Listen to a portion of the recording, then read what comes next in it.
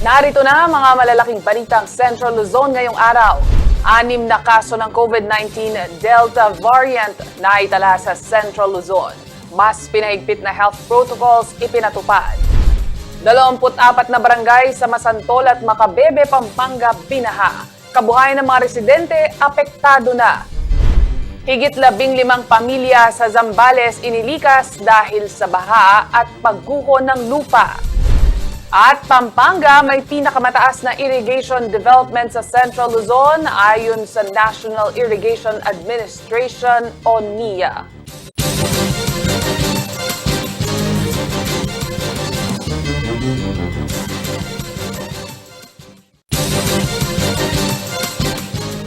Maya Pabengi, Pampanga, magandang gabi Central Luzon. Ako si Nicolette Henson Hizon. Narito na ang mga nauna tinutukang balita ng CLTV News. Binahang 24 na barangay sa coastal towns ng Masantol at Macabebe sa Pampanga dahil sa walang puknat na pag-ulan, bunsod ng habagat. Ang ilang negosyo, perwisyo rin umano ang inabot. Si Rainiel Pawid ang may ulat. Nagmumukmok at literal na lugi sa negosyo ang furniture shop owner na si Evelyn Usi mula sa barangay Santa Rita, Macabebe, Pampanga. Aminado siyang tumumal ang kanilang negosyo dahil sa pandemya. Ngunit mas humina ang bentahan dahil sa tubig na nakapalibot sa kanilang furniture shop. Wala na raw kasing nagtatangkang mamili pa sa kanilang lugar dahil sa baha. Perwisyo. Umihingi lang kami sa mga kapatid namin sa abroad, kaya kami nakakaraos. Ilang araw na rin umanong babad sa baha ang paa ni Mang Cipriano. Kung hindi naman umano siya lalabas ng bahay ay wala naman silang kakainin. Panawagan namin sa kinaukulan, patambakan na kagad itong karsada nito para hindi namin linulusong na ganyan. Batay sa tala ng Provincial Disaster Risk Reduction and Management Office, 24 na barangay na sa Masantol at Macabebe ang lubog sa baha. Sinabayan pa ito ng high tide na lalong nagpataas ng tubig sa lugar. Noong 2018, sinimulan na ng Department of Public Works and Highways ang 6.15 billion peso flood mitigation project sa mga low-lying areas ng Pampanga. Kabilang na riyan ang mga bayan ng Minalin, Santo Tomas, Masantol at Macabebe. Kabilang sa proyekto ang paggawa ng mga kanal at dike. Ayon sa DPWH, on track naman umano ang proyekto na inaasahang matatapos sa March 2022. Rainiel Pawid, CLTV News.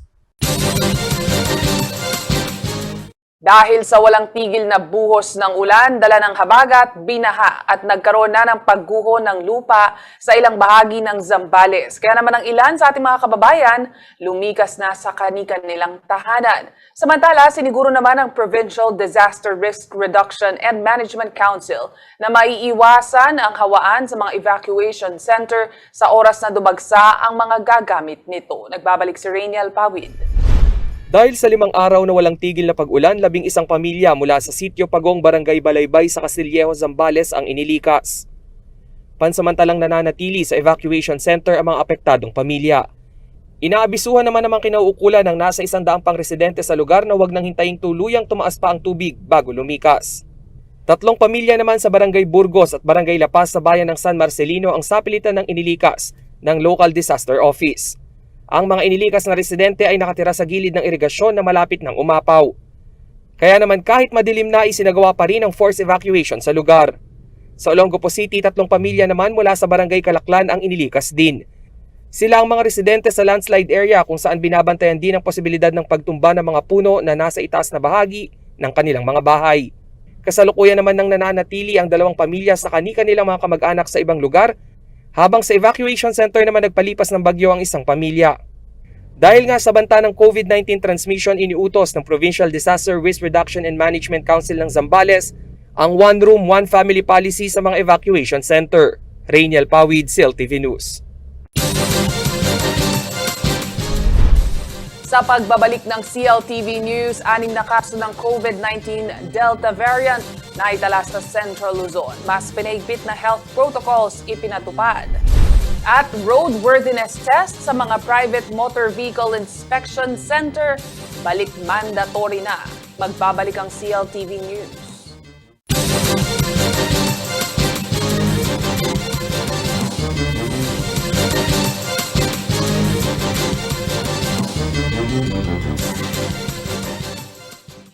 Nagbabalik ang CLTV News at sa iba pang mga nangunang balita.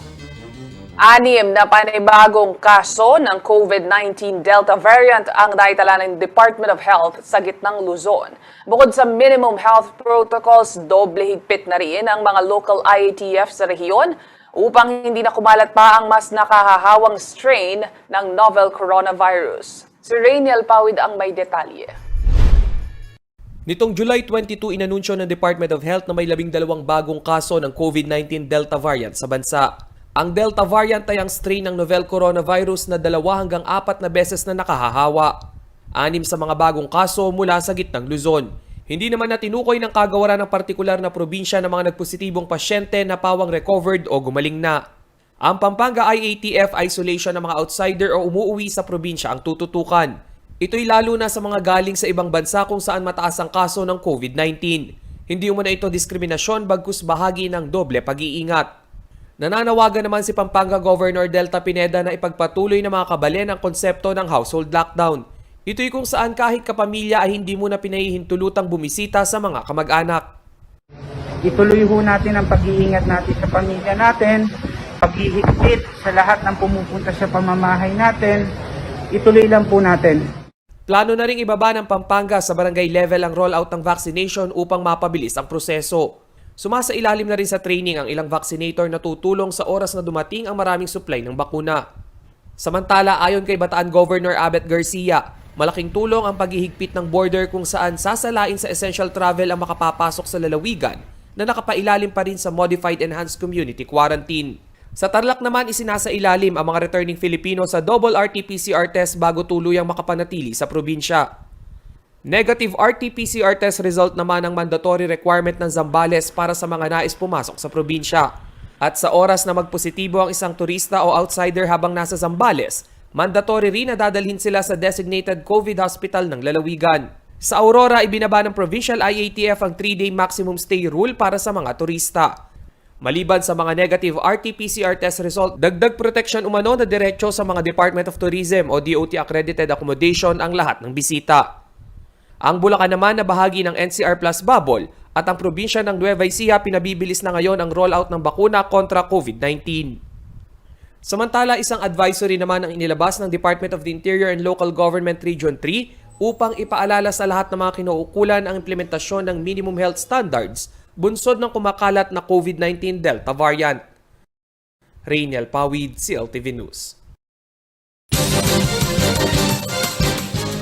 May basbas na raw ni Transportation Secretary Arthur Tugade ang mandatory roadworthiness inspection sa mga sasakyan ayon sa pamunuan ng Quick Private Motor Vehicle Inspection Center sa Angeles City. Batay sa Memorandum Circular ng DOTR, sa darating na July 26 na o sa Lunes ang enforcement ng nasabing patakaran na minsan ang tinutulan ng publiko. May exclusive report si Paulo G. Santos.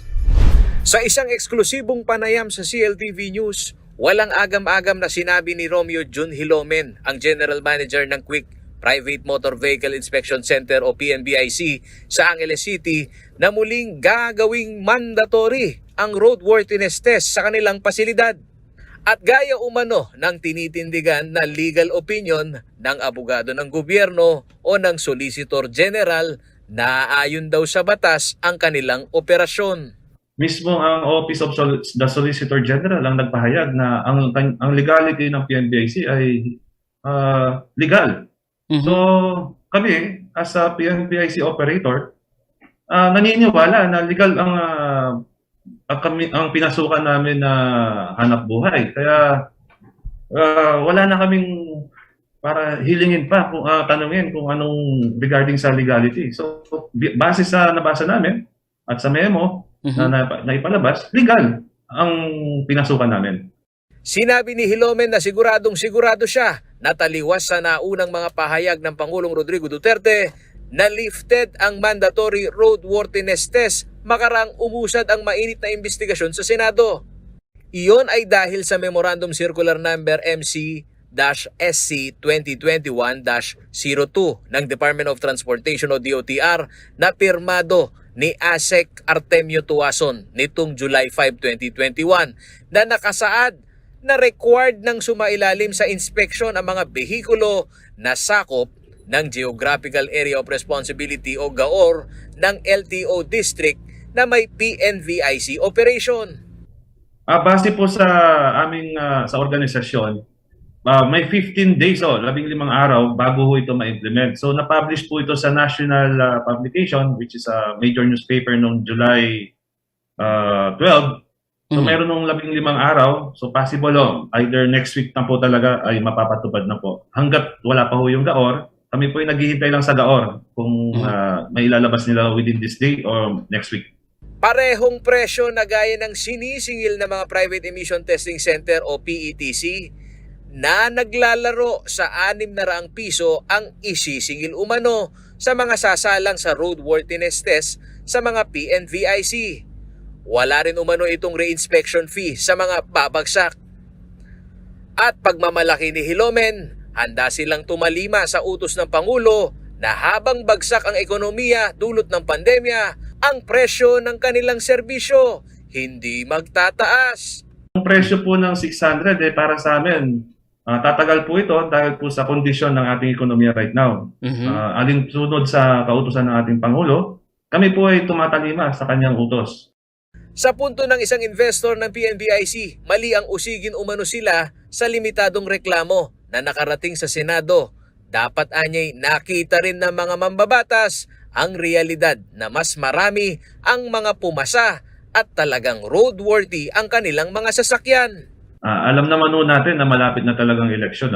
So lahat to mahilig sumakay sa panahon ngayon. Pero kung titingnan po natin, yung mga sa 1,000 na testo natin, may isa nagrereklamo. Pero pwede naman po natin masagot yun ng maayos.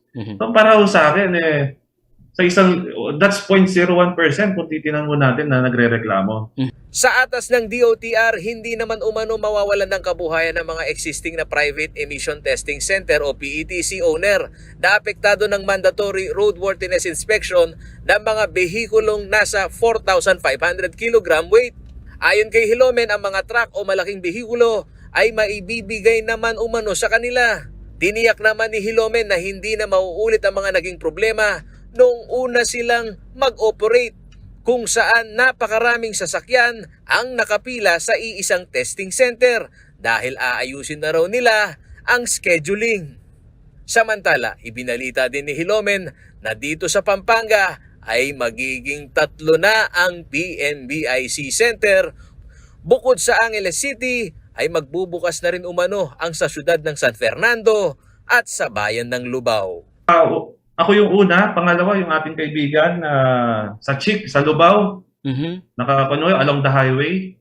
Tapos ang San Fernando in front of the Vista Mall, sa likod doon ng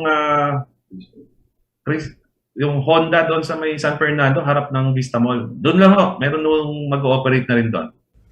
Paulo G. Santos, CLTV News. Sa pagbabalik ng CLTV News, Pampanga may pinakamataas na irrigation development sa Central Luzon ayon sa NIA. Magbabalik ang CLTV News.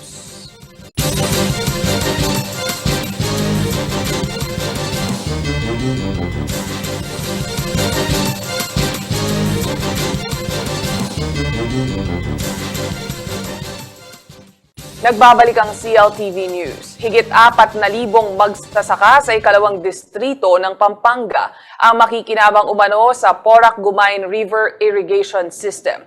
Isang proyekto ng National Irrigation Administration o NIA, katuwang ang Japan International Cooperation Agency. Ayon sa NIA, ito'y kabilang sa mga proyektong ipinagmamalaki ng Administrasyong Duterte na hindi naantala sa gitna ng pandemya. Narito ang report. Tinatayang higit 4,000 magsasaka umano sa ikalawang distrito ng Pampanga ang makikinabang sa rehabilitasyon ng Porac-Gumain River Irrigation System na may sukat na higit 3,000 hektarya ayon kay Engineer Josephine Salazar, Regional Manager ng NIA dito sa Central Luzon. Ito'y bahagi ng higit 88.24% irrigated farmland sa naturang lalawigan. Managed to irrigate a total of 46,308.93 hectares. Bahagi ang proyekto ng loan agreement ng bansa sa Japan International Cooperation Agency o JICA na nagkakahalaga ng higit 100 milyong piso. This was made possible to NISRIP, funded by JICA, amounting to 171.97 million.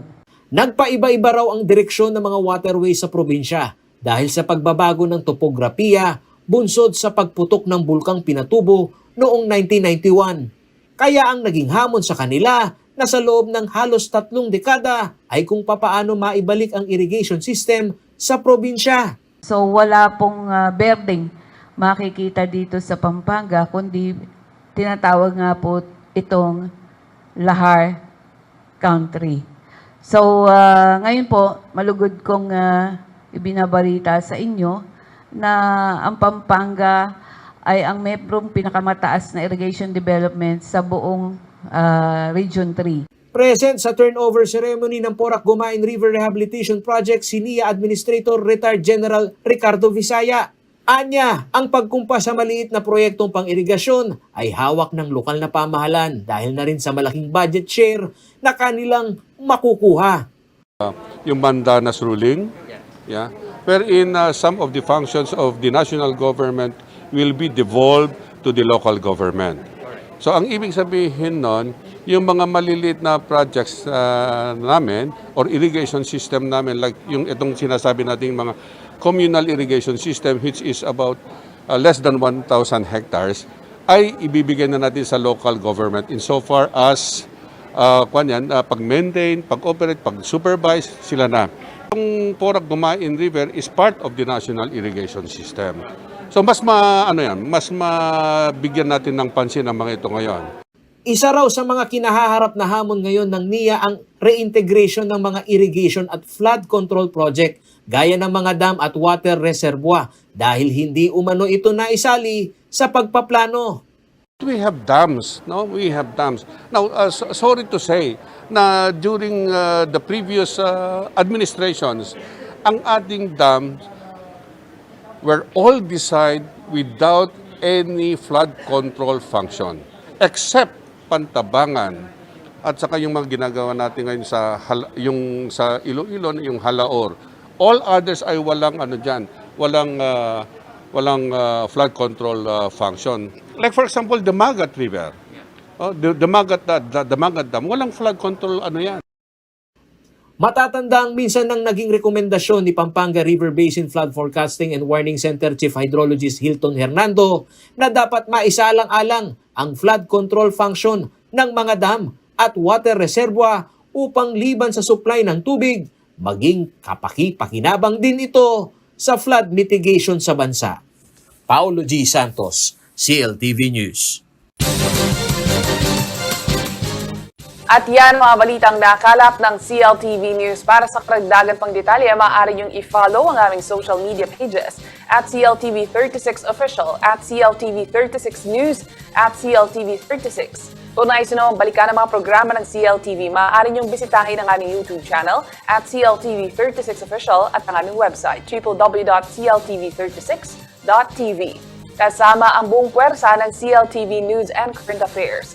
Ako si Nicolette Henson Hizon. Maraming salamat at magandang gabi.